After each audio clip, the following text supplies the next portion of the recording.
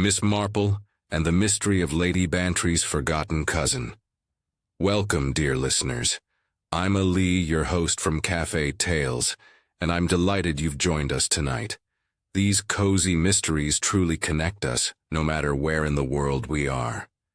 Tell us in the comments where you're listening from. I always enjoy reading your notes. Don't forget to subscribe as new Miss Marple stories await you every day. Now, settle in with your tea or coffee, and let's begin tonight's mystery.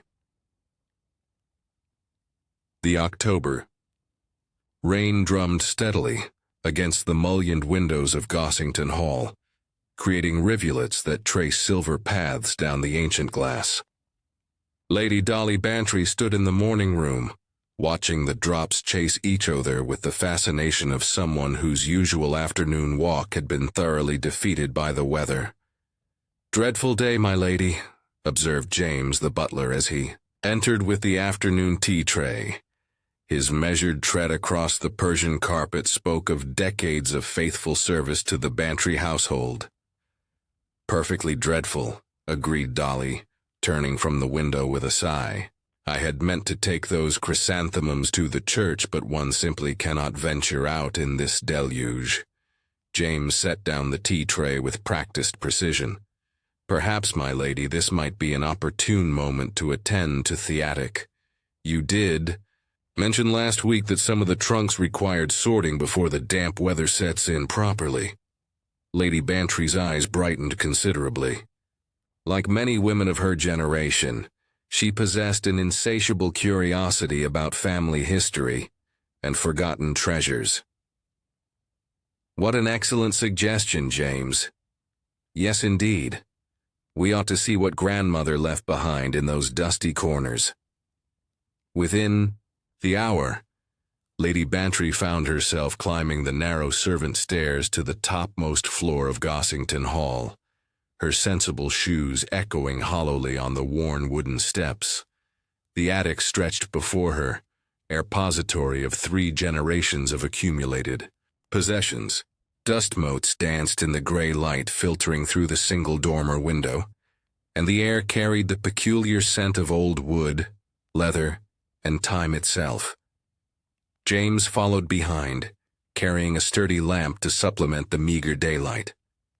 His experienced eye surveyed the collection of trunks, hat boxes, and shrouded furniture, with the air of a general planning a campaign.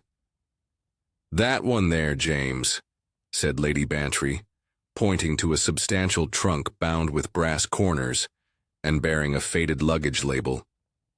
"The Russia leather one. I've never seen it opened."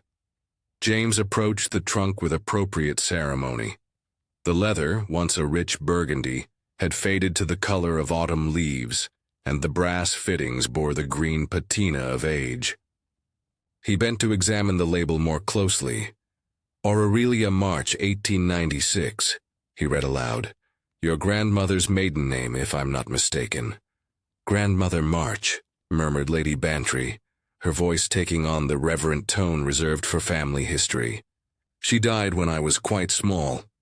I remember her as a rather formidable lady with strong opinions about proper conduct."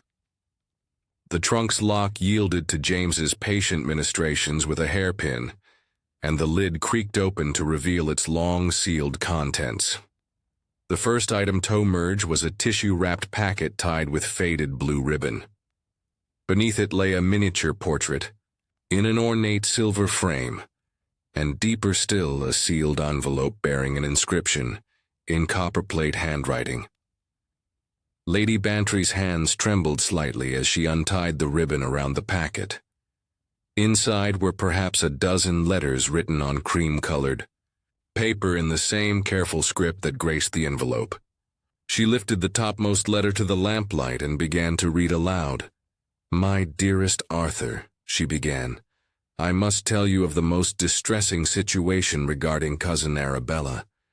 The girl has quite disgraced herself, and though Christian charity demands we show compassion, I fear she's best forgotten by the family. The child, of course, must be provided for, but discreetly." Lady Bantry's voice trailed off. How very intriguing. She set aside the letters and picked up the miniature portrait. The face that gazed back at her was that of a young woman, perhaps 25, with dark hair parted in the center and drawn back in the fashion of the 1880s. The eyes held a quality of gentle melancholy, and there was something in the set of the mouth that suggested both sweetness and determination. "Poor Arabella," murmured Lady Bantry. "Whatever did you do to earn grandmother's disapproval?" The sealed envelope proved to contain the most intriguing discovery of all. Written in Grandmother March's unmistakable hand, it bore the direction, "For my heirs," upon proof of Arabella's living female line. Lady Bantry broke the seal with appropriate solemnity and withdrew a single sheet of heavy paper. As she read, her eyes widened with astonishment. "Good gracious, James, listen to this.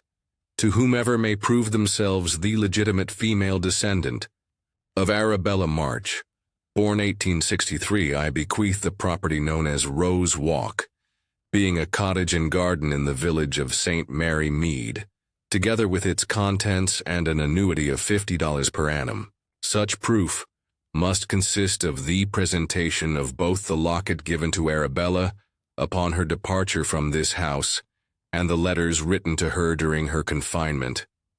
The claimant must present herself at Gossington Hall and satisfy the current owner as to the authenticity of her claim." James's eyebrows rose perceptibly. "Most unusual, my lady. Most unusual indeed." 50 a year is not inconsiderable," mused Lady Bantry. "And Rose Walk, isn't that a dear little cottage with the climbing roses near the church? I had always wondered why it stood empty."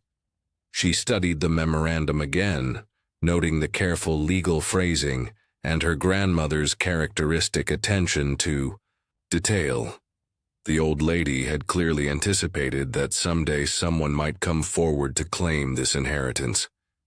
By the time Lady Bantry descended from the attic, her mind was racing with possibilities and questions. The rain had stopped, and pale autumn sunshine was attempting to pierce the clouds, but she scarcely noticed. Instead, she went directly to the telephone and began making calls. Her first call was to Mr. Simmons, the family solicitor, whose dry voice became considerably more animated when she described her discovery. Her second was to Inspector Slack at the village police station, not because any crime had been committed, but because Dolly had learned to value official advice when family matters threatened to become complicated. Dr. Haydock received the third call, followed by the Reverend Leonard Clement and his wife. Her final call was to Miss Jane Marple.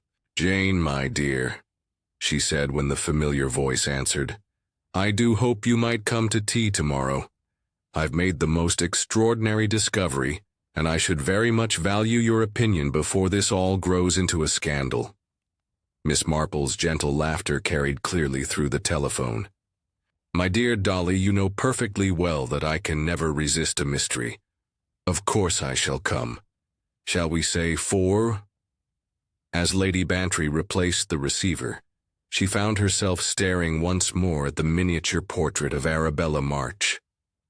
The painted eyes seemed to hold secrets, and she wondered what story would unfold once word of the inheritance became known. In her experience, the promise of money, even amethyst sum, had a remarkable ability to bring people out of the woodwork. She had no idea how prophetic that thought would prove to be. Mr. Simmons proved to be everything one could wish for in a family solicitor. Thorough, discreet, and possessed of an admirable grasp of both legal precedent and human nature. He arrived at Gossington Hall the morning following Lady Bantry's discovery, bearing a leather briefcase and the slightly dusty air of someone who spent his days among musty legal documents. "Most intriguing, Lady Bantry," he pronounced after examining the trunk's contents with a careful attention he might have given to a will of disputed authenticity. "Your grandmother was clearly a woman of considerable foresight. This memorandum is properly witnessed and legally binding. Then you believe. We should advertise the inheritance?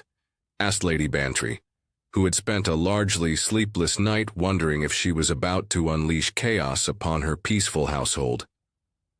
I think it would be imprudent not to, replied Mr. Simmons, adjusting his spectacles. The document is quite explicit in its requirements. We shall place a discreet notice in the appropriate publications, the Times perhaps, and 1 or 2 local papers. Nothing sensational, you understand.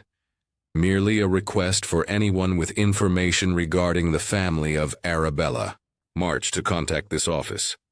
The notice appeared within the week, and Lady Bantry had barely grown accustomed to the idea that she might never receive a response when the first claimant arrived. Mrs. Helena March presented herself on a crisp Thursday morning in November, stepping from a hired motor car with the confidence of someone quite accustomed to making favorable first impressions. She was a handsome woman of perhaps 45 years, immaculately dressed in a traveling costume of navy wool, her dark hair arranged in the latest fashion beneath a small but undoubtedly expensive hat. Lady Bantry, she said, extending a gloved hand, as James showed her into the morning room. How very kind of you to see me. I do hope I'm not presuming, but I believe I may be able to assist you in the matter of Arabella March. Lady Bantry found herself immediately impressed by the woman's poise and obvious breeding.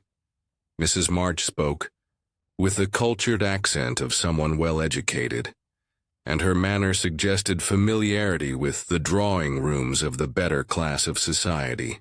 I was accompanied by Mr. Julian Hazeling, continued Mrs. March, gesturing toward the gentleman who had followed her into the room. He has been so helpful in organizing my family papers. Mr. Hazeling proved to be a man of perhaps 50, with prematurely silver hair and the easy charm of someone who made his living by putting others at their ease. His smile was warm and confident, and he carried himself with a slight theatrical flair that Lady Bantry associated with successful London dealers in art and antiquities. Mr. Hazeling has been invaluable, explained Mrs. March, as she settled herself gracefully in the chair Lady Bantry indicated. When my late husband's effects were being sorted, we discovered a cache of family documents that had been stored away for decades. Mr. Hazeling was recommended to me as someone who might help determine their significance, and what a fascinating discovery it proved to be, interjected Mr. Hazeling, his voice carrying just a trace of an accent that might have been Welsh. Mrs. March's family history includes several generations of careful record-keeping, most illuminating. Mrs. March opened her handbag with practiced efficiency and withdrew a small leather jewelry case. I believe this may be what your grandmother's memorandum refers to, she said, opening the case to reveal a gold locket suspended from a delicate chain. Lady Bantry leaned forward with interest. The locket was undoubtedly old, its gold surface bearing the soft patina of age, and when Mrs. March opened it with a gentle touch, it revealed a small oval photograph of a young woman. Their semblance to the miniature portrait is quite striking, observed Lady Bantry, comparing the locket's contents to the painted image she had retrieved from the attic trunk. Indeed, agreed Mr. Hazeling. Provincial photographers of Thatera often worked from painted portraits when creating these carte de visite images. The technique was quite common. Mrs. March then produced a small bundle of letters tied with a ribbon that had once been white but had faded to the color of old ivory. These were found with the locket among my husband's family papers. I believe they may be the correspondence mentioned in your grandmother's requirements. Lady Bantry accepted the letters with a reverence due to documents of such potential significance. The paper felt appropriately aged beneath her fingers, and the handwriting bore the careful copperplate style of the previous century. A faint scent of lavender seemed to cling to the pages, suggesting they had been stored with sachets to preserve them from the ravages of time. How remarkable that they should have been preserved so well, she murmured. Mrs. March's late husband was most particular about family documents, explained Mr. Hazeling. A man of scholarly interests, I understand. I insisted on proper storage methods.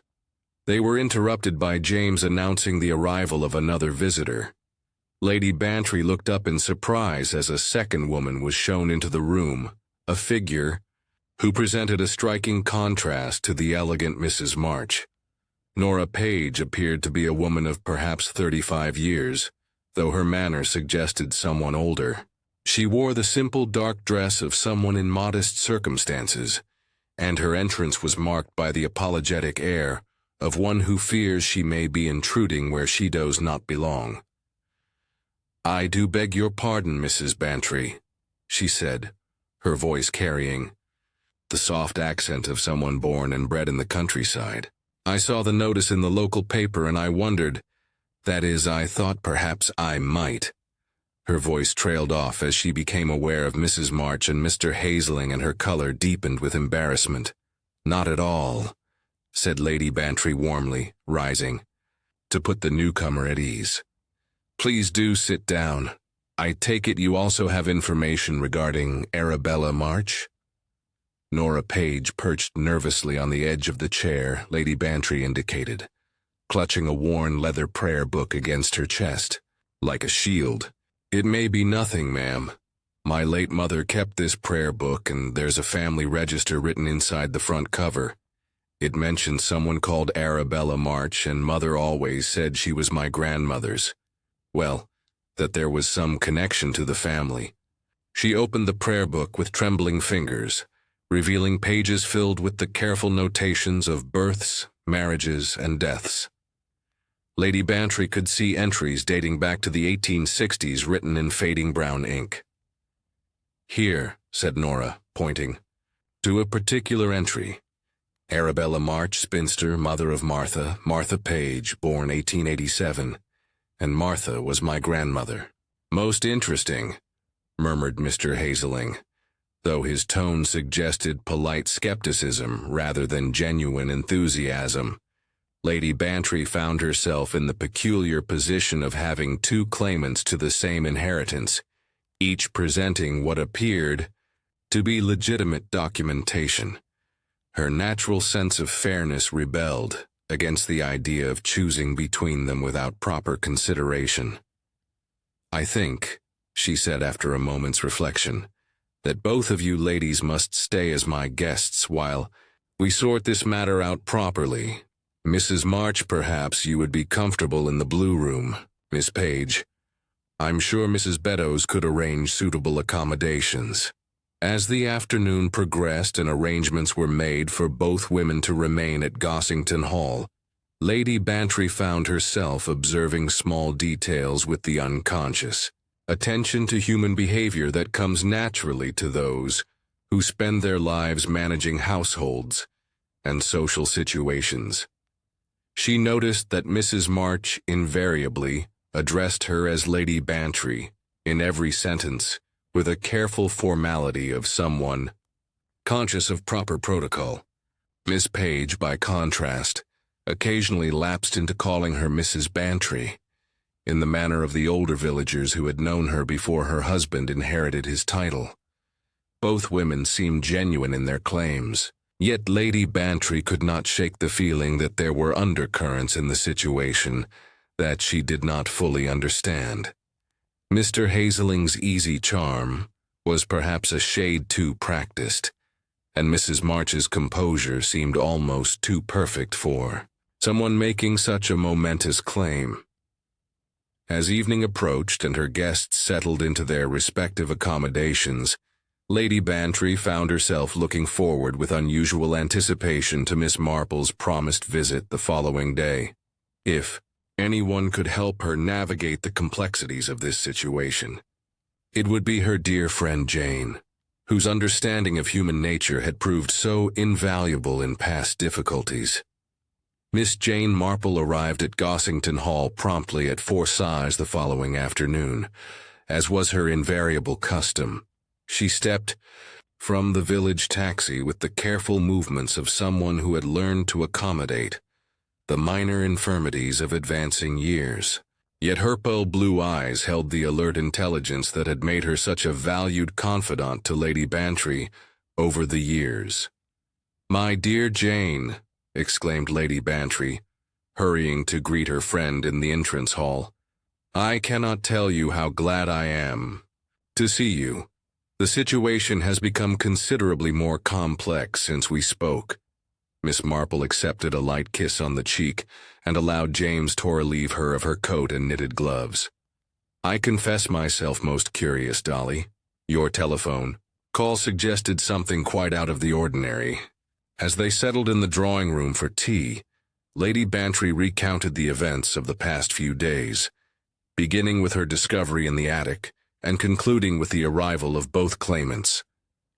Miss Marple listened with the focused attention she might have given to a particularly intricate piece of needlework, occasionally asking gentle questions to clarify a point. "Most interesting," she murmured when Lady Bantry had finished her account. "And both ladies are currently staying in the house." "Indeed, Mrs. March is in the blue room, and Miss Page is quite comfortable with Mrs. Beddoes. I thought it only fair to give them both equal consideration." "Very wise," agreed Miss Marple. "I confess I should be most interested to meet these ladies." Lady Bantry's wish to introduce her friend to the claimants was fulfilled sooner than expected. As they were finishing their tea, Mrs. March appeared in the doorway of the drawing room, looking every inch the well-bred woman making a social call. "Bedo hope I'm not intruding, Lady Bantry," she said with her characteristic smile. "I wondered if I might join you for tea." "Of course, my dear Mrs. March. Allow me to present my very dear friend, Miss Marple. Jane, this is Mrs. Helena March, one of our claimants." Miss Marple rose with appropriate courtesy, extending her hand with a gentle warmth that immediately put most people at their ease. "How do you do, Mrs. March? Lady Bantry has been telling me about your interesting family history." "Indeed, it has been quite a revelation," replied Mrs. March, settling herself gracefully in the chair Lady Bantry indicated. "One never knows what family secrets may emerge from dusty old trunks." "How very true," murmured Miss Marple. "I find that families often preserve the most unexpected things." Mrs. March seemed eager to display the evidence supporting her claim, and within moments she had produced both the gold locket and the bundle of letters from her handbag. Miss Marple examined both items with the careful attention she might have given to a particularly challenging crossword puzzle. "What a charming locket," she observed, opening it to study the small oval photograph within. "The young lady in the portrait appears to have been quite fashionable. See how elegantly she wears that brooch on her right shoulder. Most becoming." "The photograph was taken in Brighton, I believe," offered Mr. Hazeling, who had appeared as if summoned by the mention of his expertise. "One can just make out the photographer's mark on the mount, though it's rather faded." Miss Marple adjusted her spectacles and peered more closely at the locket. "Indeed, how observant of you to notice. The workmanship is quite lovely, though. I see the hinge and catch have been replaced at some point. Such tiny machine screws and so bright, they appear almost new." Mrs. March's smile flickered slightly. "Well, naturally one must maintain family heirlooms properly. My late husband was most particular about such things." Miss Marple turned her attention to the letters, handling them with the reverence due to documents of age and apparent significance. She noted the faint scent of lavender that clung to the pages and the sharp precision of their folds. "How beautifully preserved they are," she commented. "The paper scarcely yellowed at all, and the sealing wax retains such a distinctive color, such an unusual green shade, almost like the wax used in artists' studios, rather than the common red one sees in most household correspondence.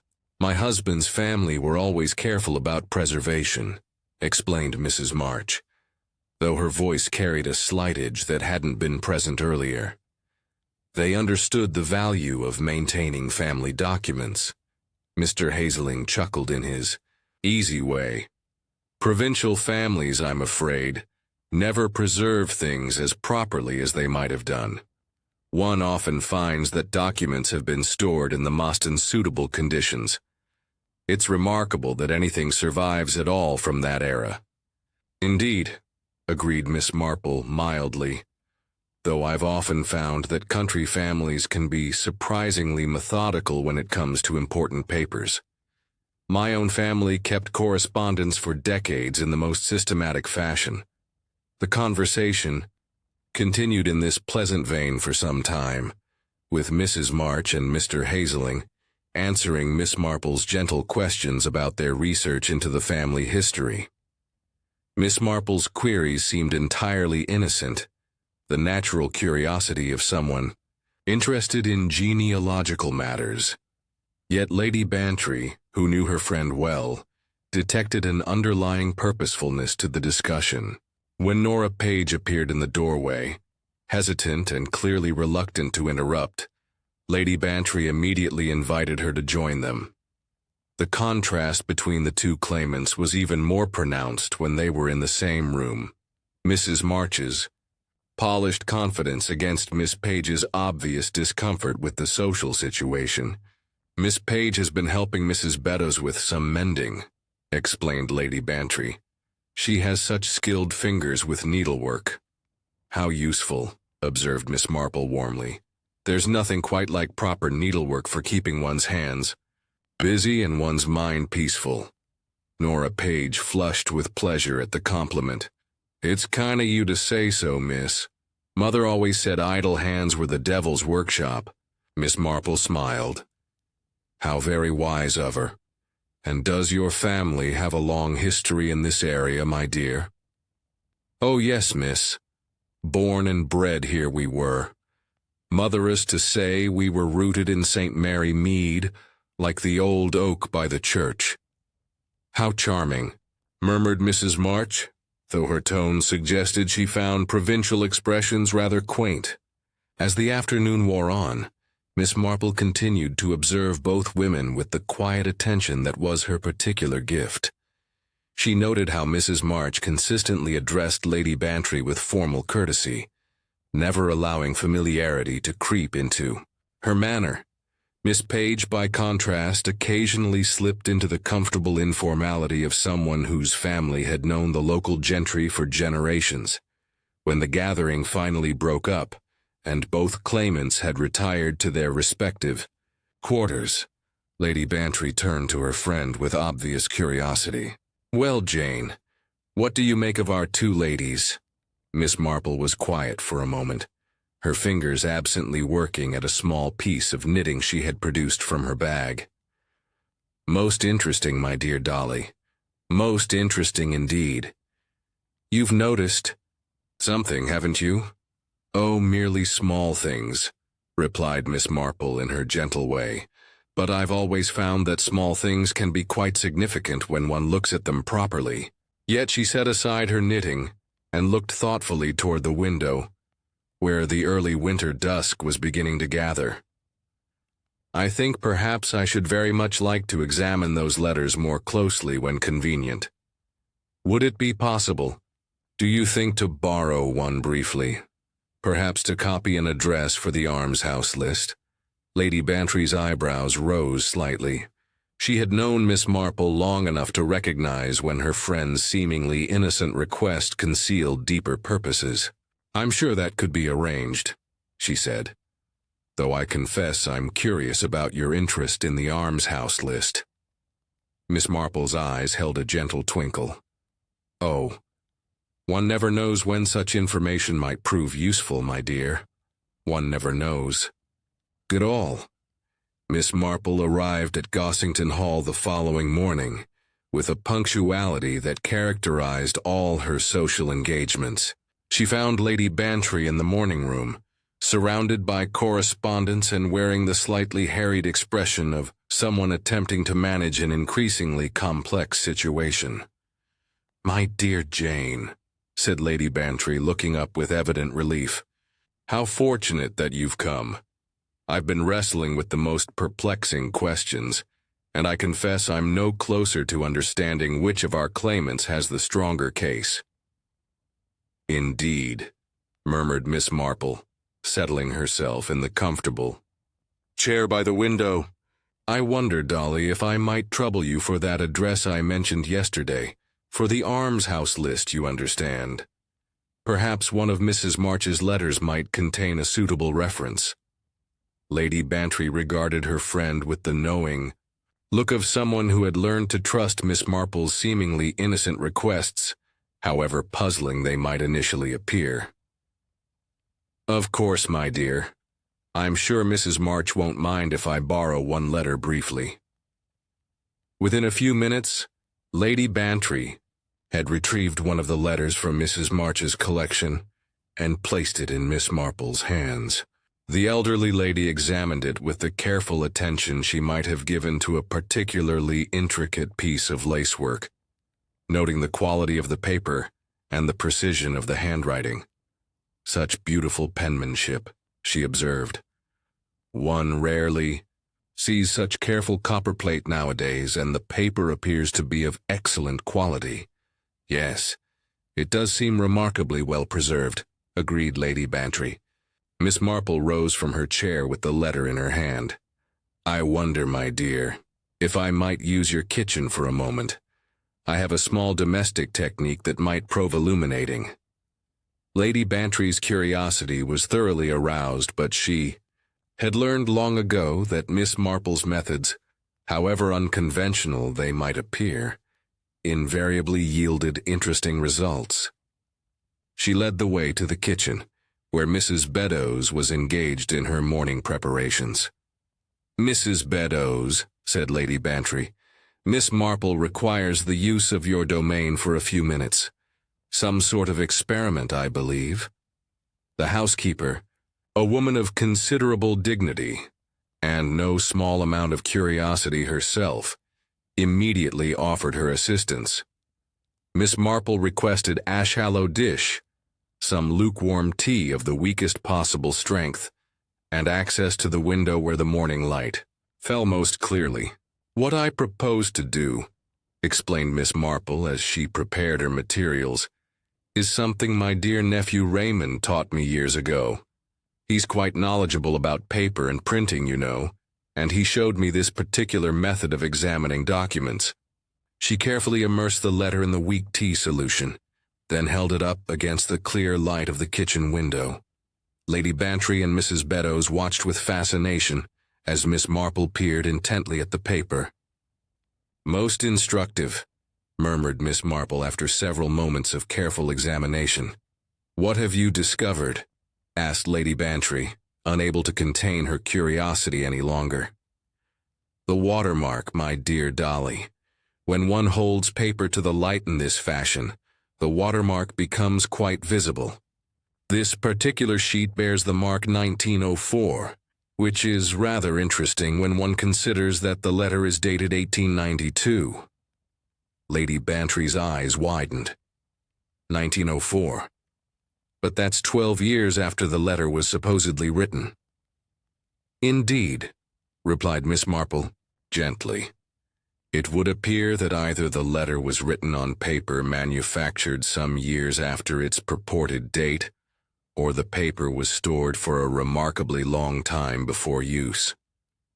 Mrs. Beddoes, who had been following this exchange with growing interest, cleared her throat diplomatically. "Begging your pardon, Miss Marple, but might I observe that the envelope appears to be of similar vintage?" Miss Marple turned her attention to the envelope with renewed interest. "How very observant of you, Mrs. Beddoes. Indeed, the envelope presents its own fascinating characteristics." She examined the postage stamp with particular care, using a magnifying glass that appeared from her capacious handbag with the efficiency of a conjurer producing a rabbit. The perforations around the stamp are remarkably neat and uniform, she observed. Modern stamp perforations, one might say, rather than the somewhat irregular perforations one typically finds on stamps of the 1890s. Lady Bantry felt a growing sense of unease as the implications of Miss Marple's discoveries became clear. "You're suggesting that this letter is not what it appears to be?" "I'm merely noting certain inconsistencies, my dear," replied Miss Marple in her mild way. "Perhaps there's a perfectly innocent explanation." Their examination was interrupted by the arrival of Mr. Simmons, who had come to report on his inquiries into the Brighton photographer, whose mark appeared on Mrs. March's locket. "I took the liberty of sending a telegram to Brighton," he explained, settling his spectacles and consulting a small notebook. The response was most illuminating.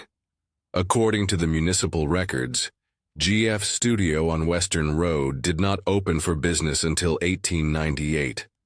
The proprietor, one George Fairfax, established his practice in that year and continued until his retirement in 1920. The silence that followed this announcement was profound. Lady Bantry sank into a chair as the full implications of Mr. Simmons' information became clear. "But Mrs. March's photograph is mounted on a card from GF's studio," she said slowly. "And if the studio didn't exist until 1898, then the photograph could not have been taken when Arabella March was the age depicted in the image," concluded Mr. Simmons, with the precise logic of his profession. Miss Marple nodded thoughtfully. "It would seem that someone has been rather careless with their historical details." When this information was presented to Mrs. March and Mr. Hazeling later that morning, their reactions were markedly different.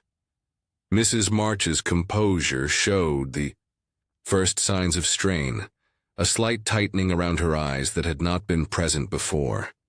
Mr. Hazeling, however, maintained his easy manner with what appeared to be practiced skill.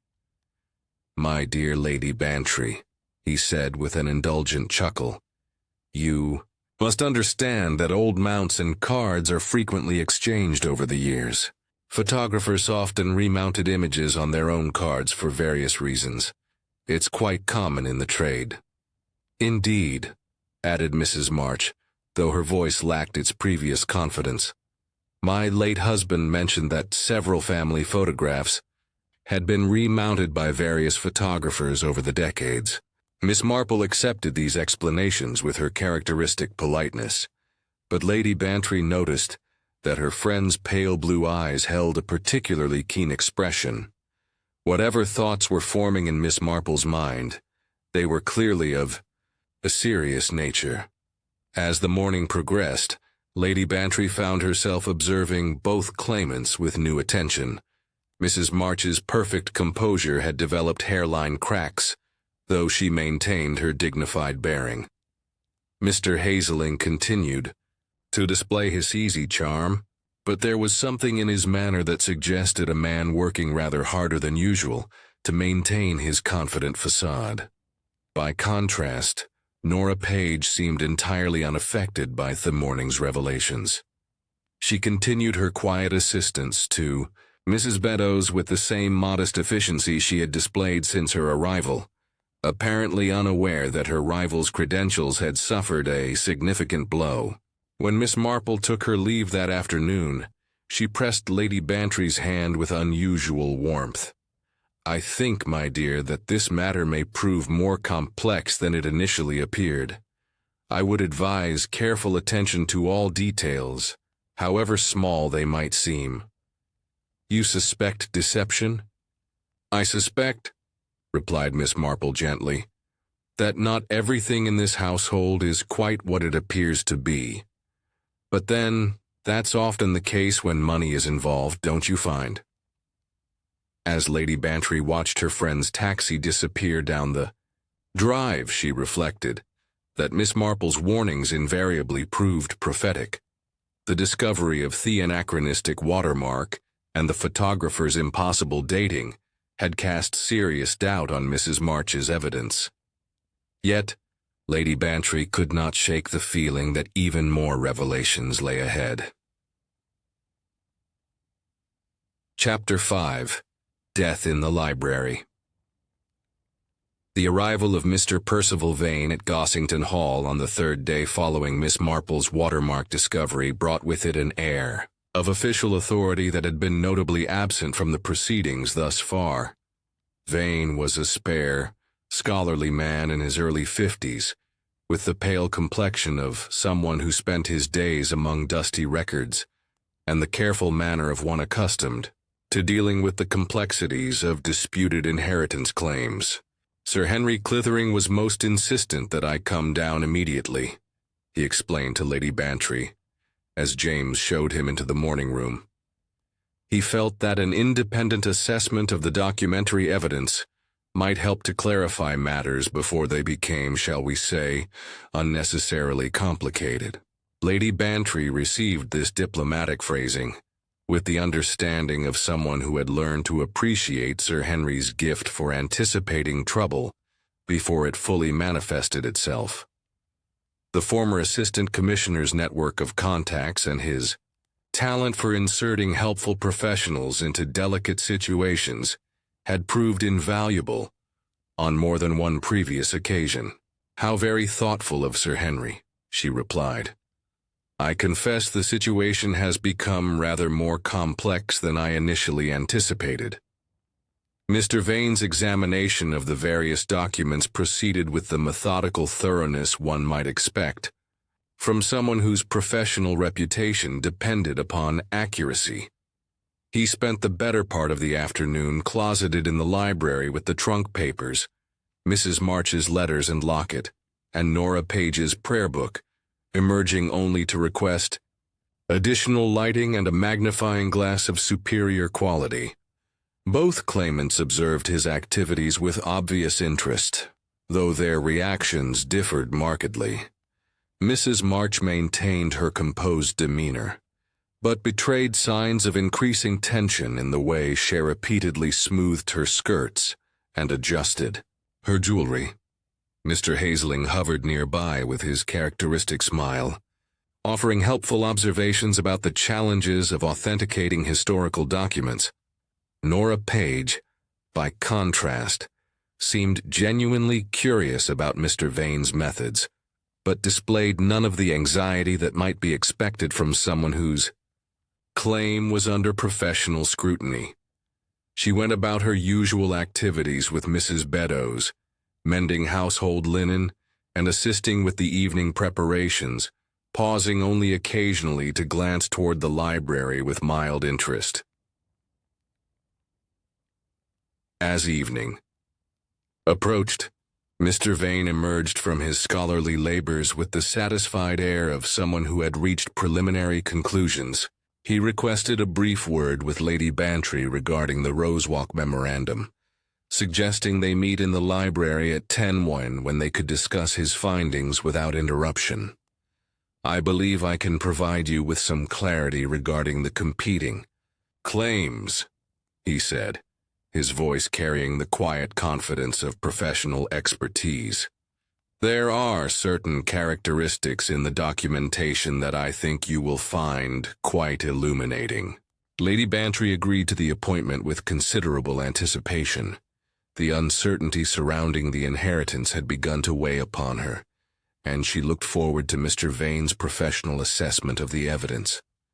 The clock in the entrance hall was striking 10 when Lady Bantry made her way toward the library, but she had barely reached the morning room when a dull thump from the direction of the library caused her to pause. The sound was followed by an ominous silence that immediately aroused her concern. James appeared with his usual promptness, his expression reflecting the same unease that Lady Bantry felt. "I believe that sound came from the library, my lady. Shall I investigate?" They hurried together toward the library, where James tried the door and found it locked. His repeated knocking brought no response from within, and Lady Bantry's anxiety increased with each passing moment. "The French windows," she said suddenly. "Perhaps Mr. Vane stepped out for air and failed to hear our knocking." They made their way quickly around to the terrace, but found the French windows securely latched. From the inside, through the glass, they could see into the library, where a single lamp cast a pool of light near the fireplace. What they saw there caused Lady Bantry to gasp in shock. Mr. Percival Vane lay motionless beside the hearth, his head at an unnatural angle, and a heavy bronze doorstop nearby on the Persian carpet. The sight of blood on the scholarly gentleman's temple left no doubt as to the seriousness of his condition. "James, we must get inside immediately," said Lady Bantry, her voice tight, with urgency. "Can you force the windows?"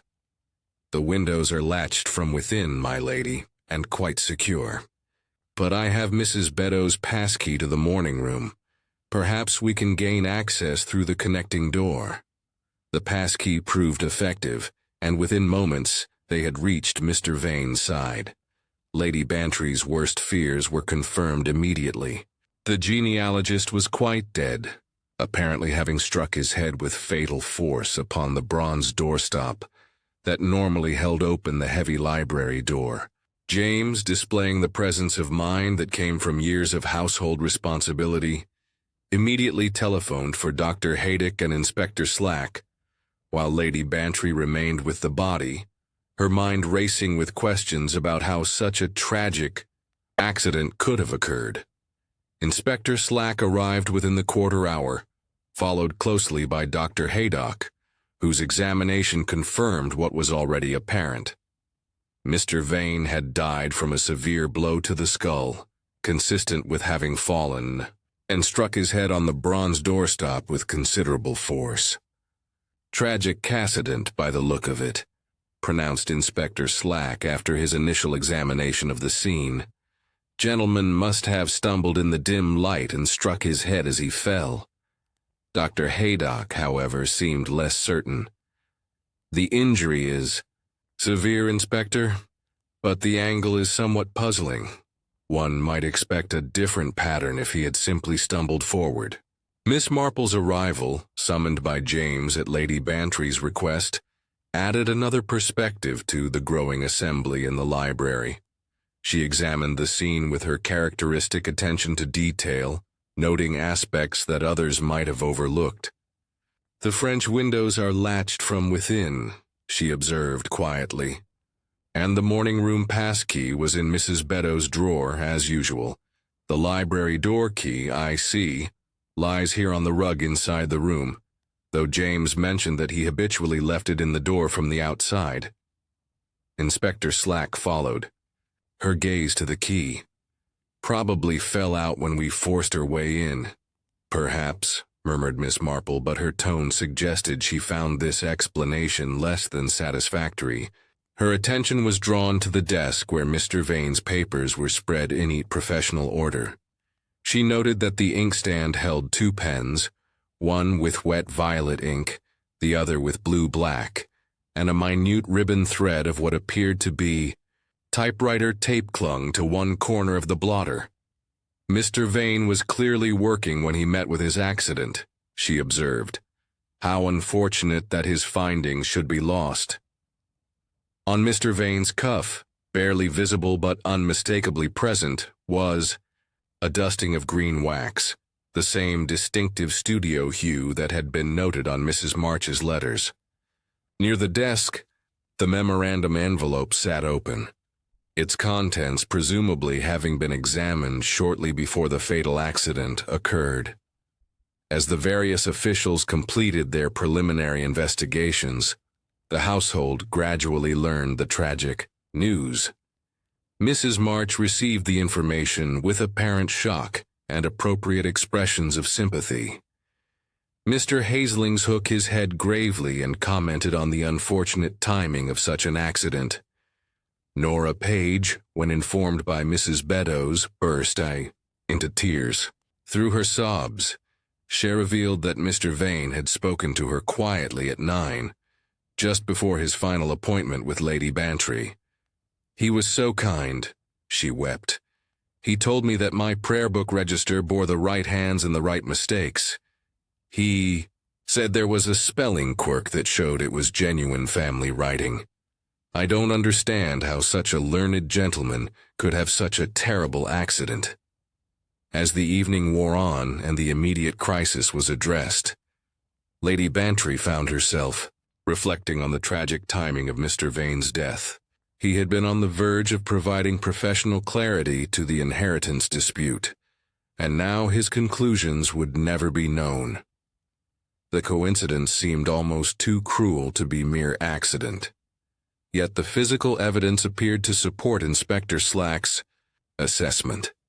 The library had been securely locked from within, and there seemed no way that anyone could have entered or left the room without being detected. Nevertheless, as Lady Bantry retired to her room that night, she could not shake the feeling that Mr. Vane's death was connected to his professional assessment of the inheritance claims. The question surrounding Arabella March's legacy had taken a decidedly sinister turn.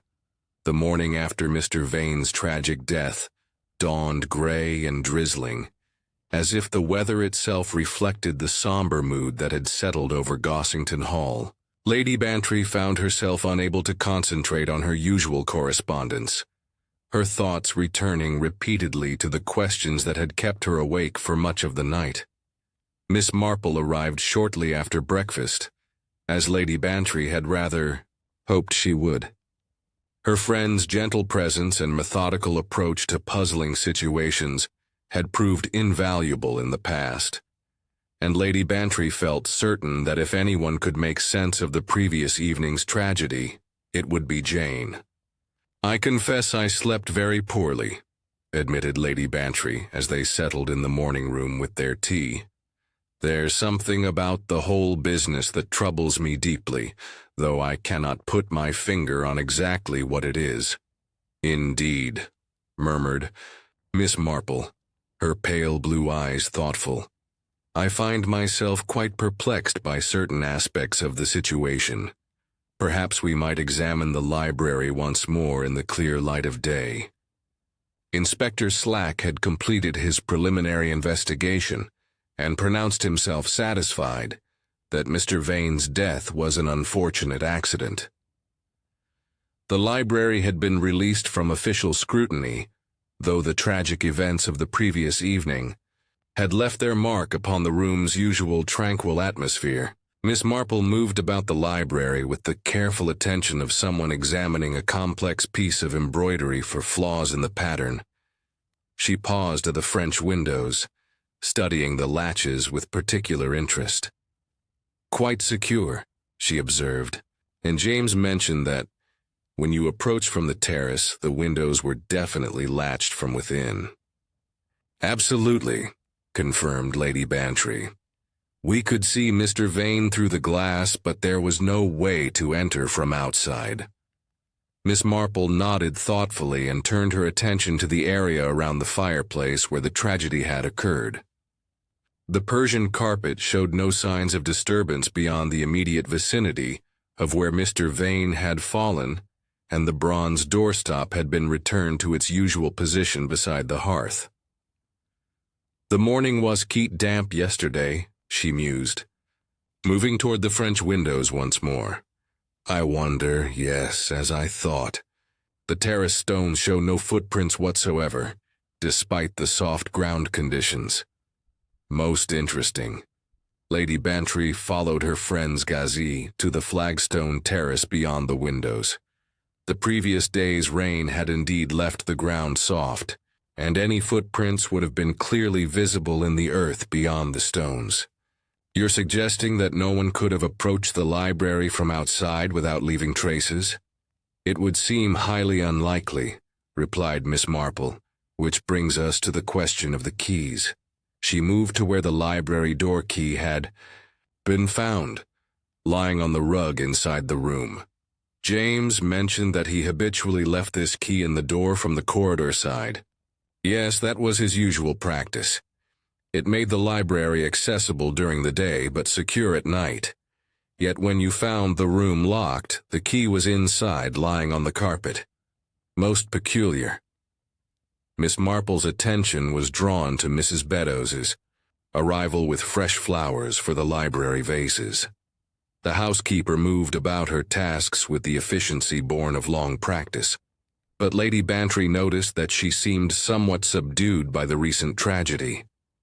"Mrs. Beddoes," said Miss Marple gently, "I believe Inspector Slack mentioned that your passkey was used to gain access to the library last evening." "Yes, Miss Lady Bantry and James needed to reach poor Mr. Vane quickly, and my key opens the morning room door, which connects to the library, and your passkey was in its usual place in your drawer." Mrs. Beddoes paused in her flower arranging, a slight frown creasing her brow. "Well, now that you mention it, miss, I had occasion to look for it yesterday afternoon, and found it wasn't quite where I usually keep it. But then, I do sometimes move it about when I'm cleaning the drawer, so I thought nothing of it at the time." Miss Marple's expression became more alert. "You noticed it had been moved?" "Not moved exactly, miss, but sort of, well, not quite in its usual spot. If you understand my meaning." Lady Bantry felt a chill of unease. "You think someone else might have used your key?"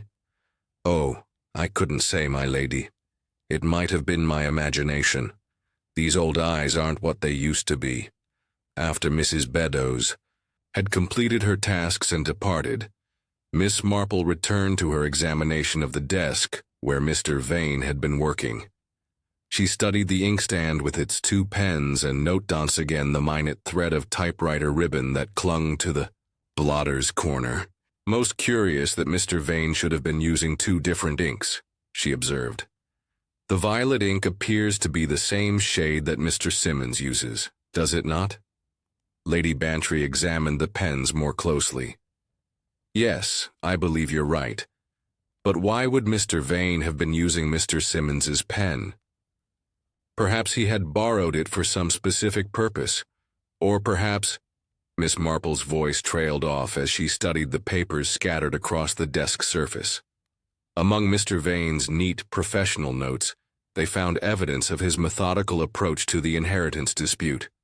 His handwriting, precise and scholarly, had recorded detailed observations about both claimants' documentation, but it was clear that his work had been interrupted before he could reach his final conclusions. "See here," pointed out Miss Marple, indicating a half-finished sentence in Mr. Vane's careful script. He was in the process of writing something when he was interrupted. The ink from the blue-black pen is still wet where it trails off. The paper showed signs that something had been placed over it and then removed, leaving faint impressions in the surface. Miss Marple held the sheet to the light, attempting to decipher the ghostly markings. "It appears that someone may have been using this desk for typing," she observed. "See these faint indentations?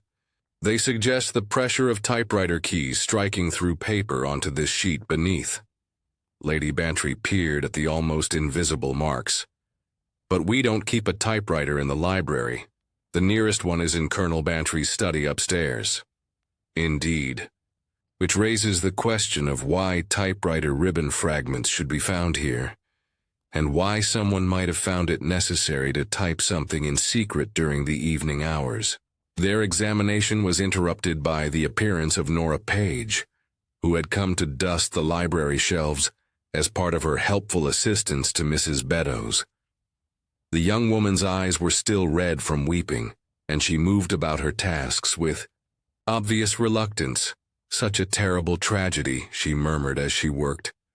"Poor Mr. Vane was so kind to me yesterday evening. He seemed quite pleased about something he had discovered in my prayer book." "Oh," encouraged Miss Marple gently. "He mentioned your prayer book specifically?"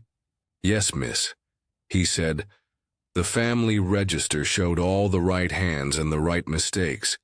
He seemed to think that was important somehow, He mentioned something about a spelling quirk that proved it was genuine family writing. Nora's voice broke slightly as she continued. He told me not to worry, that everything would be sorted out properly. I can't understand how such a learned gentleman could have had such a terrible accident.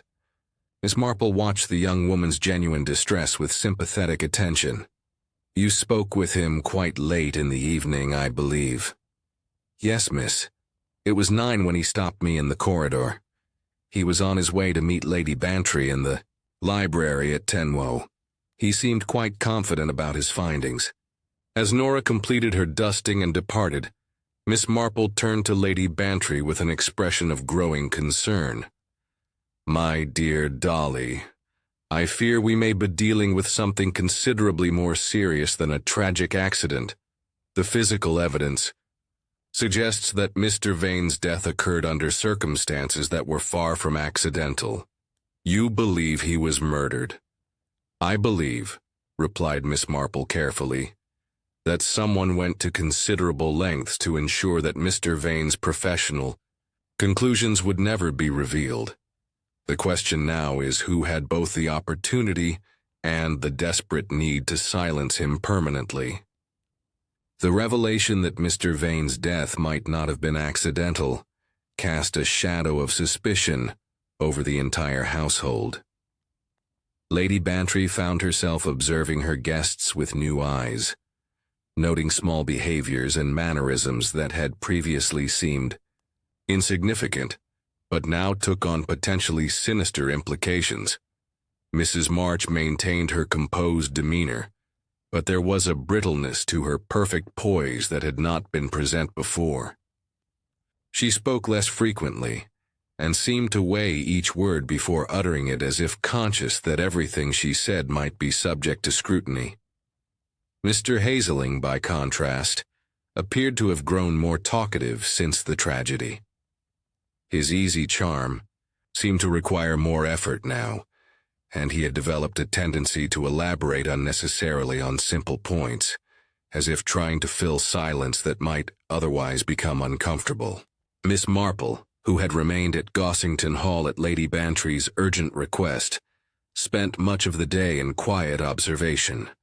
She positioned herself in various locations throughout the house, where she could watch the coming and goings of all the inhabitants without appearing to do so deliberately. It was during one of these periods of watchful waiting that she noticed Mr. Hazeling making his way toward the conservatory, well after the household had retired for the evening. Something in his furtive manner suggested purpose beyond a simple late-night stroll, and Miss Marple decided that further investigation might prove illuminating. She made her way quietly through the darkened corridors of Gossington Hall, her soft slippers making no sound on the Persian carpets. The conservatory lay at the far end of the house, connected to the main building by a glazed passage that Lady Bantry used for her more delicate plants during the winter months. The conservatory's heating system included a small but efficient stove used to maintain proper temperature for the exotic specimens. As Miss Marple approached, she could see the faint glow of firelight through the glass panels, suggesting that someone had recently lit the stove, despite the mild evening temperature. Rather than confront the nocturnal visitor directly, Miss Marple made her way to the morning room and used the telephone to contact Sergeant Lake at the police station. Her explanation was brief but urgent, and within 20 minutes she had the satisfaction of seeing Lake's solid figure approaching through the garden. Together they positioned themselves where they could observe the conservatory without being detected. Their patience was rewarded when Mr. Hazeling emerged from the building, carrying what appeared to be a flat parcel wrapped in brown paper.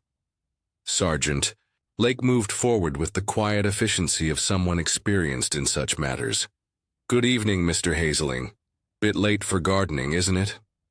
Hazeling's start of surprise was poorly concealed, though he quickly recovered his composure. Sergeant Lake, what a surprise. I was merely disposing of some damaged items to save Lady Bantry the trouble of dealing with them herself." "Indeed, sir. And what sort of damaged items might those be?" Hazeling's smile flickered slightly. "Nothing of any consequence. Some old photographs and mounts that had been damaged by damp. Hardly worth preserving, I'm afraid." Sergeant Lake's professional skepticism was evident as he examined the parcel. "I think, sir, that we'd better have a look at what you were disposing of, if you don't mind." The contents of the stove proved highly illuminating. Among the charred remains were several cabinet card mounts, the edges blackened, but still bearing the partially visible backstamp of GF Studio, the same Brighton photographer whose impossible dating had already raised questions about Mrs. March's evidence. More significant still was a strip of gluey muslin that had been used Tor-line photographic mounts, a technique familiar to anyone in the business of altering or falsifying historical photographs. The muslin showed clear signs of having been recently removed from mounted photographs, and traces of modern adhesive were still visible. Sergeant Lake's examination of Hazeling's belongings yielded additional evidence of deception. In his traveling case were fragments of typewriter ribbon, several sticks of green sealing wax that precisely matched the unusual color found on Mrs. March's letters, and most damning of all, sheets of tracing paper bearing repeated attempts to copy the name Arabella, in period copperplate handwriting. "Mr. Hazeling," said Sergeant Lake with the gravity of official authority, "I must ask you to accompany me to the station. There are several questions that require answers." Hazeling's protest grew increasingly desperate as the evidence mounted against him. He claimed the materials were merely tools of his legitimate trade as a dealer in historical documents, but his explanations became more convoluted, with each item Sergeant Lake produced from the traveling case. "This is all a terrible misunderstanding," he insisted, as Lake prepared to escort him from the conservatory. "I was simply helping Mrs. March organize her family papers. Any dealer in historical documents must be familiar with authentication techniques." "Including forgery techniques, sir?" inquired Sergeant Lake mildly. The arrest of Julian Hazeling for forgery and obstruction of justice sent shockwaves through the household. Mrs. March received the news with apparent bewilderment, claiming complete ignorance of her companion's activities. "I trusted him completely," she insisted to Lady Bantry and Miss Marple as they gathered in the morning room following Hazeling's removal. "He came so highly recommended, and he seemed so knowledgeable about family history and documentation. You had no suspicion that the letters in the locket might not be genuine?" asked Miss Marple gently. Mrs. March's composure finally cracked completely. I wanted so desperately to believe they were real. When Julian showed me the documents and explained how they proved my connection to the March family, it seemed like an answer to prayers." Through tears, she admitted that she'd been struggling financially since her husband's death, and that the promise of the Rosewalk inheritance had seemed like providential rescue from her difficulties. "Julian said he would handle all the details, that I need only present myself as the rightful heir. He assured me the documentation was completely authentic. I never dreamed he might have, that he could have." Miss Marple's expression held more pity than condemnation. "You allowed yourself to be used, my dear, but I suspect you were as much a victim of Mr. Hazeling's schemes as anyone else." The revelation of Hazeling's forgeries and his desperate attempt to destroy the evidence had answered many questions about the false documentation, but it had not resolved the central mystery of Mr. Vane's death. While Sergeant Lake had arrested Hazeling for fraud and obstruction, the question of whether he had also committed murder remained unanswered. Inspector Slack, summoned to deal with these new developments, remained skeptical that the fraud was connected to Vane's death. Bit of a coincidence, perhaps, but accidents do happen. No evidence that Hazeling was anywhere near the library when Vane had his fall. Miss Marple, however, was not satisfied with this explanation. The green wax found on Mr. Vane's cuff suggests he had been examining the forged documents immediately before his death. That hardly seems consistent with a simple accident, as the household attempted to return to some semblance of normality following these dramatic revelations. Lady Bantry found herself no closer to resolving the inheritance question than she had been at the beginning. Hazeling's arrest had eliminated one claimant, but it had also raised disturbing questions about the circumstances surrounding Mr. Vane's death. The genealogist had been on the verge of providing professional clarity to the dispute when tragedy struck. Whether that tragedy was accidental or deliberate remained the crucial question that would determine not only the rightful heir to Rosewalk Cottage, but also whether a murderer walked free among them. Miss Marple's thoughtful expression suggested that she was still piecing together the various elements of the puzzle, but Lady Bantry knew from experience that when Jane adopted that particular look of quiet concentration, revelation was usually close at hand. The morning following Hazeling's arrest brought a peculiar sense of anticlimax to Gossington Hall. While the exposure of the forgery scheme had answered many questions about the fraudulent documentation, it had left others more puzzling than before. Lady Bantry found herself in the curious position of having eliminated one claimant entirely, while remaining uncertain about the legitimacy of the other. Miss Marple had requested permission to examine once more the contents of the original trunk, and Lady Bantry readily agreed. They made their way to the morning room, where the miniature portrait of Arabella March had been placed for safekeeping alongside the other family documents. "I find myself drawn repeatedly to this charming portrait," observed Miss Marple, lifting the small silver frame to catch the morning light. "There's something about the young lady's expression that speaks of both sweetness and determination." Lady Bantry settled beside her friend, studying the painted face that had started this entire complex affair. Grandmother always spoke of Arabella with a mixture of disapproval and pity. "I suspect the poor girl found herself in circumstances that were considered quite scandalous for the time." Miss Marple adjusted her spectacles and peered more closely at the miniature. "How interesting. Do you see here, my dear Dolly, this small detail on the left earlobe? There appears to be a tiny tear in the flesh where the ear was pierced for earrings." Lady Bantry leaned forward to examine the area Miss Marple indicated. Indeed, there was a minute but clearly visible mark on the painted earlobe, suggesting an old injury to ear piercing. "Poor child probably wore the heavy earrings that were fashionable in Thatera," observed Lady Bantry. "They could be quite damaging to young earlobes." "Indeed," murmured Miss Marple thoughtfully. "Such marks tend to be quite permanent, particularly when they occur in youth. I wonder." Her voice trailed off as she continued to study the portrait. With the intense concentration she typically reserved for particularly complex pieces of needlework, Lady Bantry had learned to recognize this expression as indicating that her friend's remarkable mind was making connections that others might miss. Their examination was interrupted by the arrival of Mrs. March, who entered the morning room with the hesitant air of someone uncertain of her welcome, following the previous evening's revelations about her companion.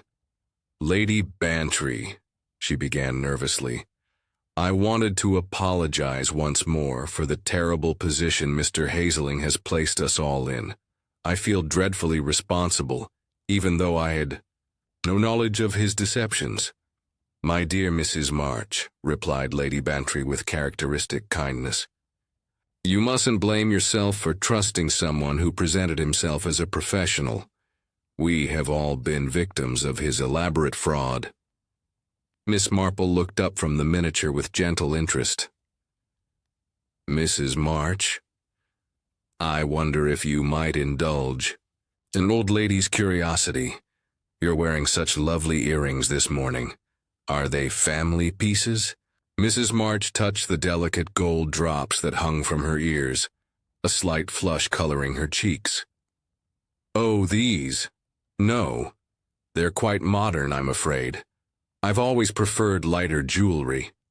Heavy earrings can be so uncomfortable. Indeed. They can, agreed Miss Marple pleasantly, particularly for those who don't have strong earlobes to support them. As Mrs. March excused herself and departed, Lady Bantry noticed that Miss Marple's attention had returned to the miniature portrait. With renewed intensity, there was something in her friend's manner that suggested significant thoughts were forming. The arrival of Nora Page provided another opportunity for Miss Marple's careful observation. The young woman entered carrying freshly laundered household linens, her modest efficiency a stark contrast to Mrs. March's more dramatic presence. "How thoughtful of you to help Mrs. Beddoes with the washing," observed Lady Bantry warmly. "I do hope you're feeling somewhat better after yesterday's terrible events." Nora's eyes filled with tears at the mention of Mr. Vane's death. "Still seems impossible that such a kind gentleman should meet with such a tragic accident. He was so encouraging about my family's claim." In her emotional state, Nora moved closer to Lady Bantry, who impulsively reached out to embrace the distressed young woman in a gesture of maternal comfort. As she did so, Nora's hair was displaced slightly, revealing her left ear. Miss Marple's sharp intake of breath was barely audible, but Lady Bantry caught it nonetheless. When she looked at her friend questioningly, Miss Marple's eyes were bright, with the expression of someone who had just witnessed a crucial piece of evidence fall into place. Later, as Nora went about her tasks of folding the clean linens with Mrs. Beddoes in the kitchen, Lady Bantry and Miss Marple observed from the doorway. The two women worked in companionable silence, Nora's movements showing the practiced efficiency of someone long accustomed to domestic work. "She has such skilled hands," commented Lady Bantry quietly. "Indeed," murmured Miss Marple. "And listen, my dear, do you hear what she's humming?" Lady Bantry listened more carefully to the soft melody that accompanied Nora's work. It was a simple, lilting tune that seemed vaguely familiar, though she could not immediately place it. "It's an old local song," explained Miss Marple softly. "Something about the rook on Rose Walk. Believe your grandmother used to sing it to the village children." Lady Bantry's memory stirred. "Yes, I remember now. Grandmother had such a sweet voice and she knew all the old local songs. That particular one was associated with Rosewalk Cottage, wasn't it? Something about a rook that nested in the climbing roses." "Precisely," said Miss Marple, her voice carrying a note of quiet satisfaction. A song that would be familiar to anyone who had grown up hearing it regularly, but not to someone from outside the immediate area. As they returned to the morning room, Miss Marple's expression had taken on the look of someone approaching a solution to a complex puzzle. She settled herself in her customary chair and took up her knitting with hands that moved automatically, while her mind worked through the implications of what she had observed. "Dolly," she said quietly, "I believe we are dealing with something far more significant than a simple case of fraudulent documentation. The physical evidence, when properly interpreted, tells a very clear story about the true identity of Arabella March's descendant." Lady Bantry felt her pulse quicken. "You've determined which claimant is legitimate?" "I believe the evidence speaks quite clearly, my dear. But more than that, I suspect we're also very close to understanding exactly what happened to poor Mr. Vane, and why it was necessary to silence him before he could reveal his professional conclusions." Miss Marple's needles clicked steadily as she continued to work through the problem. "Habits, my dear Dolly. Blood runs in habits as stubbornly as in veins. When one knows what to look for, the truth becomes remarkably apparent. And what exactly should we be looking for? Small things, replied Miss Marple with the gentle certainty that Lady Bantry had learned to respect. A torn earlobe that heals in a particular way. An unconscious knowledge of old songs. The physical evidence that an impostor would never think to fake because she would not even know of its existence. Lady Bantry felt a growing excitement as the implications of Miss Marple's observations became clear. You believe Nora Page is the genuine descendant? I believe, said Miss Marple carefully, that when all the evidence is properly considered, only one conclusion is possible. But I also believe that someone was desperate enough to prevent Mr. Vane from reaching that same conclusion, that they committed murder to silence him. The gravity of this statement settled over the morning room like a shadow. If Miss Marple was correct, they were dealing not only with inheritance fraud, but with a killer who'd already struck once and might well be prepared to strike again, if threatened with exposure. Chapter 9. Wrong Shoulder.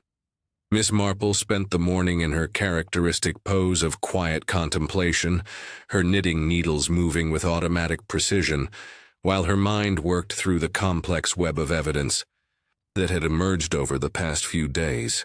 Lady Bantry, recognizing the signs of her friend's deep concentration, busied herself with correspondence but found it impossible to focus on mundane household matters when such momentous questions remained unresolved. Jane, she said finally, setting aside her pen with a gesture of defeat, I can see that you've reached some conclusions about this dreadful business. Won't you share your thoughts with me? Miss Marple looked up from her knitting with a gentle smile that her friends had learned often preceded revelations of considerable significance. I have indeed been turning over various aspects of the case, my dear Dolly. The physical evidence, when properly interpreted, tells a remarkably clear story. She set aside her needlework and moved to the window, where the gray November light provided the clearest illumination available. Consider, if you will, the sequence of events on the evening of Mr. Vane's death. He had spent the afternoon examining all the documentary evidence with the thoroughness of a professional genealogist. Lady Bantry joined her friend at the window, and he had reached some preliminary conclusions. Indeed, his conversation with Nora Page at 9 suggests he had already determined the authenticity of her prayer book register. The right hands and right mistakes, he mentioned, would be characteristic of genuine family documentation, the sort of consistent penmanship and habitual spelling errors that develop over generations of family record-keeping. Miss Marple paused to organize her thoughts before continuing. By contrast, his examination of Mrs. March's materials had revealed significant inconsistencies. The watermark dating. We discovered the impossible photographer's timeline, and most significantly, the reversed photograph in the locket. Reversed photograph. Consider the brooch worn by the subject in Helena's locket photograph, explained Miss Marple patiently. It appears on the right shoulder, which is unusual for studio portraits of that era.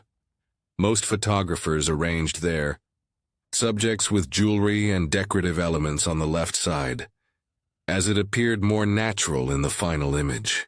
Lady Bantry frowned as she worked through the implications.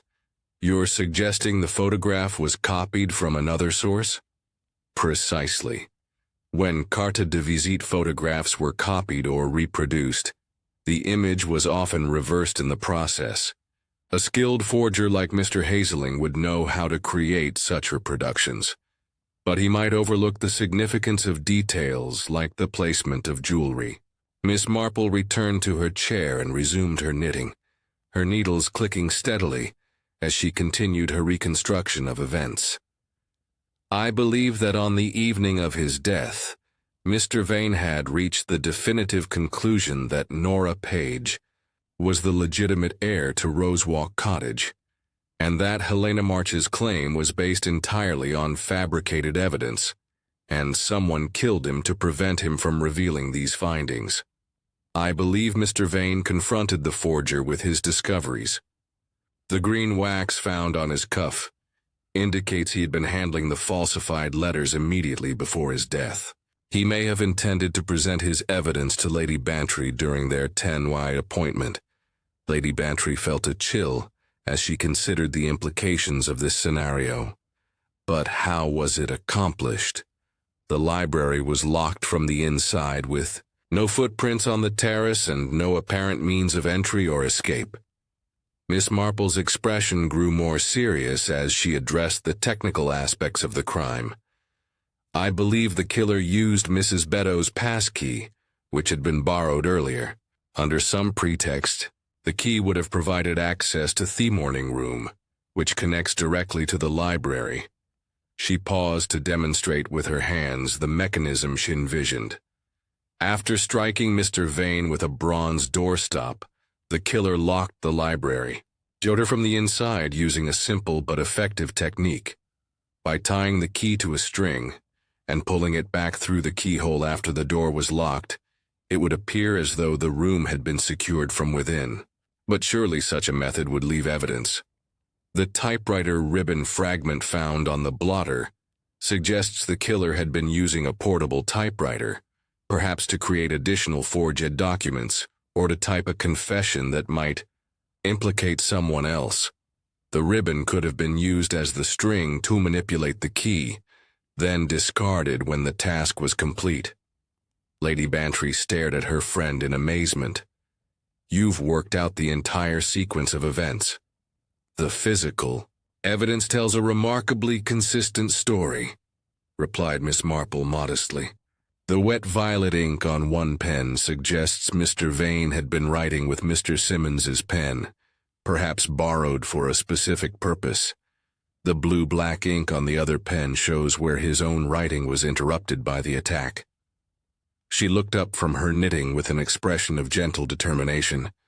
The killer then attempted to arrange the scene to suggest an accidental fall, but several details betrayed the true nature of the crime.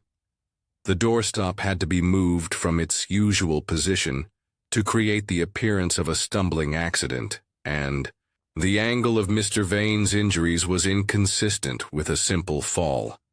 And you believe this killer was Hazeling?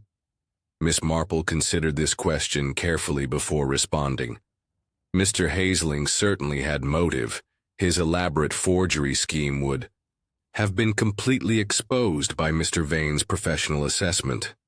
He also possessed the technical knowledge required to create the false documentation and the desperation necessary to commit murder when faced with discovery.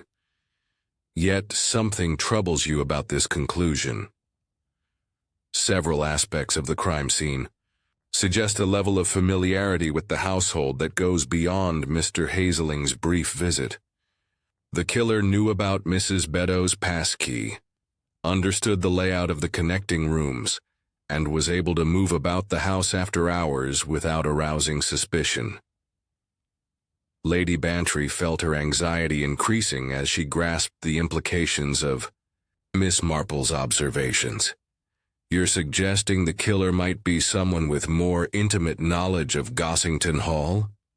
I'm suggesting, replied Miss Marple carefully, that we must consider all possibilities before drawing final conclusions. The truth in such matters is often more complex than it initially appears. She set aside her knitting andros from her chair with the air of someone who had reached a decision. I believe, my dear Dolly, that it is time to gather all the interested parties and present the complete evidence in this case. Only by laying out all the facts can we ensure that justice is properly served. You mean to call everyone together for one of your explanations?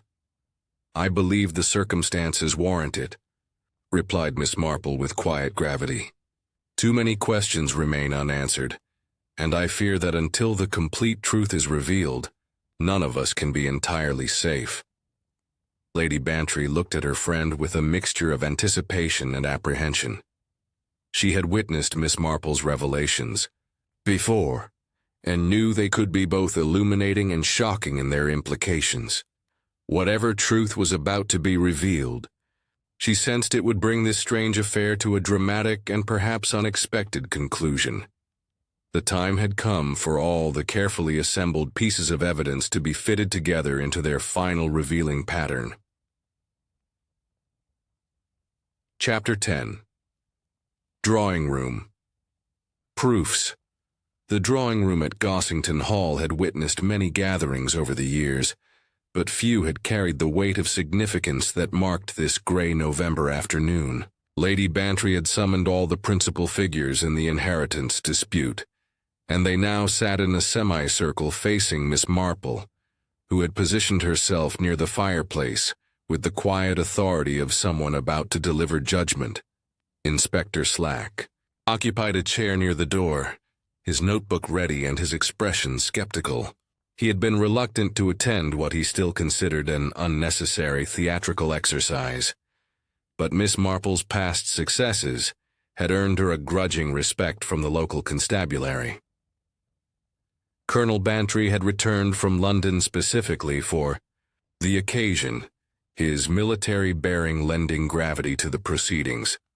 Mr. Simmons sat with his legal papers organized in neat piles, while Dr. Haydecand, the Reverend Leonard Clement, completed the assembly of local worthies. Helena March sat rigidly upright, her hands clasped tightly in her lap and her face pale with anxiety. Julian Hazeling, brought from his cell under police escort, maintained his characteristic smile, though it had acquired a brittle quality that fooled no one present. Nora Page perched nervously on the edge of her chair, clearly uncomfortable with the formal nature of the gathering, but determined to see the matter through to its conclusion.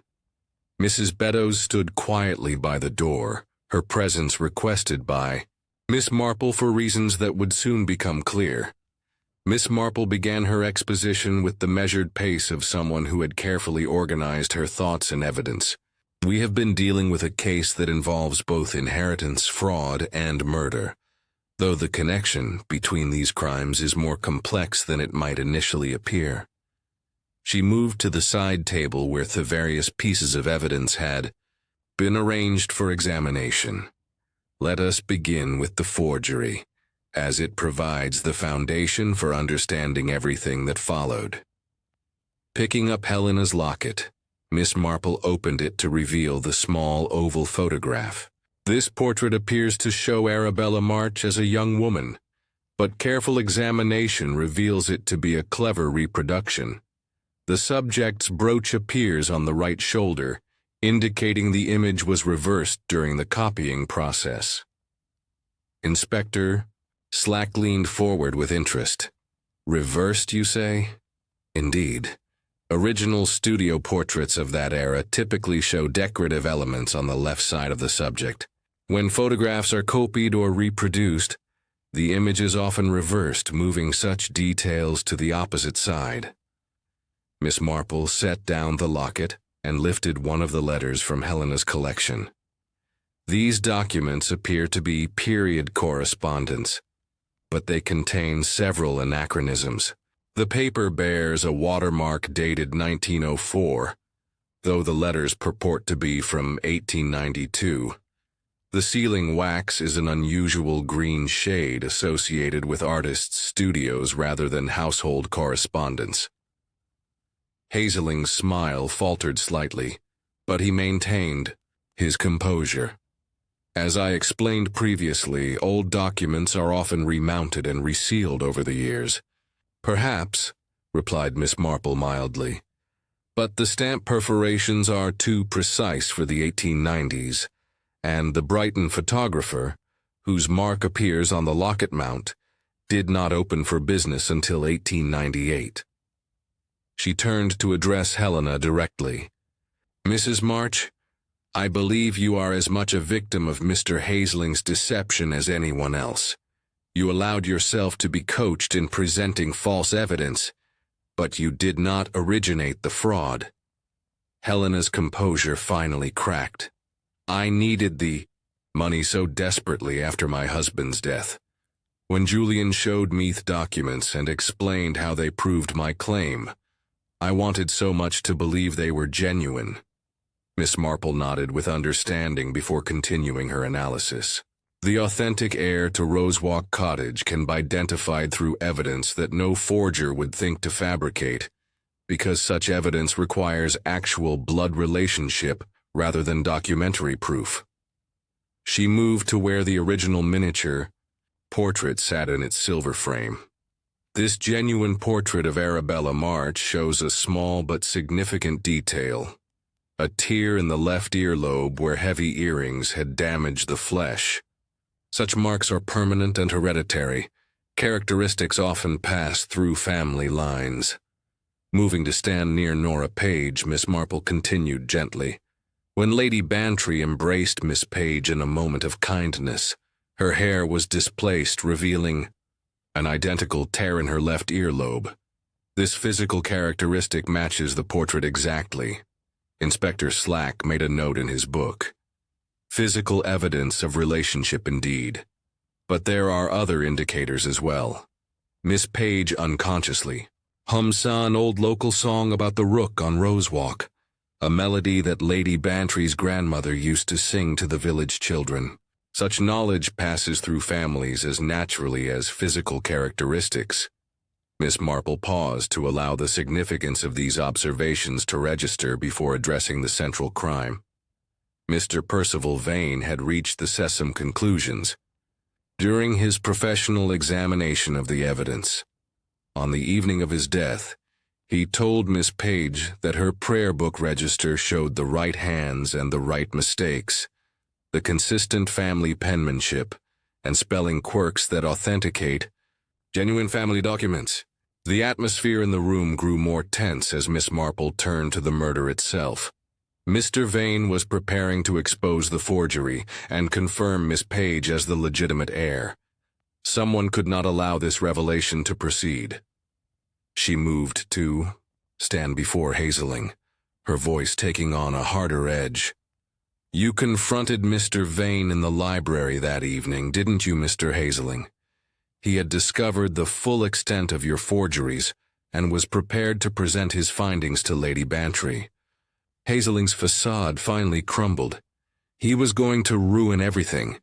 Years of work, all destroyed by one meddling genealogist. So you struck him with the bronze doorstop, then arranged the scene to suggest an accidental fall. You used Mrs. Beddoes' pass key, which you had borrowed earlier under false pretenses, to lock the library door from outside using a string tied to the key. Inspector Slack looked up sharply. How did you determine the method?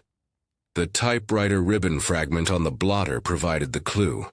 Mr. Hazeling had brought a portable typewriter to create additional forged documents, and the ribbon served perfectly as the string for manipulating the key through the keyhole. Miss Marple's voice softened as she concluded her exposition. The green wax on Mr. Vane's cuff shows he had been examining the forged letters when he was attacked. The wet violet ink and blue-black ink in the inkstand indicate his work was interrupted mid-sentence. Hazeling's shoulders sagged in defeat. I never meant to kill him. I only wanted to stop him from exposing the forgeries. When he threatened to call the police immediately, I lost control. Inspector Slack rose from his chair with official authority. Julian Hazeling, I arrest you for the willful murder of Percival Vane. As Hazeling was led away, his earlier charm completely vanished. Helena March wept quietly in her chair. Lady Bantry moved to comfort her, understanding that the woman had been more victim than accomplice in the elaborate fraud. Miss Marple turned to Nora Page with a gentle smile. My dear, I believe Rosewalk Cottage rightfully belongs to you as the legitimate descendant of Arabella March. Nora's tears were of relief rather than distress. I never wanted anything that wasn't rightfully mine, but the cottage, it would mean so much to have a real home. Lady Bantry, ever practical, made immediate arrangements. You shall have the cottage, my dear Nora, though I hope you'll consider remaining here to help with the household. Your needlework skills are far too valuable to lose. As the formal gathering dispersed, a normal life began to reassert itself. At Gossington Hall, Lady Bantry and Miss Marple found themselves alone in the drawing room, as evening shadows lengthened.